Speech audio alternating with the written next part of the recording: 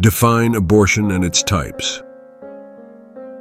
Abortion is the medical or surgical termination of a pregnancy before the fetus can survive outside the womb, typically defined as before 24 weeks of gestation.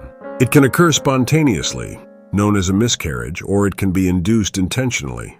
There are several types of abortion, which can be broadly classified into spontaneous and induced abortions. ISA 1. Spontaneous abortion, miscarriage. This refers to the natural loss of a pregnancy without outside intervention. It can occur due to several factors such as genetic abnormalities, maternal health issues, or trauma. Threatened abortion.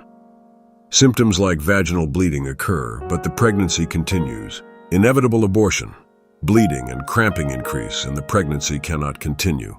Incomplete abortion.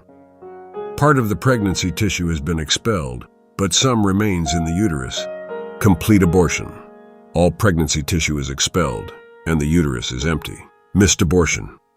The fetus has died, but no tissue has been expelled. So, induced abortion.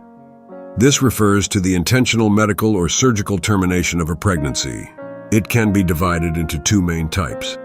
Medical abortion involves the use of medications to terminate a pregnancy, typically within the first trimester, up to 10 weeks.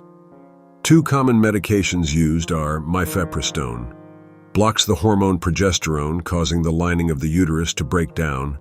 Misoprostol causes the uterus to contract and expel the pregnancy tissue. Surgical abortion, a procedure where a healthcare provider removes the pregnancy tissue from the uterus.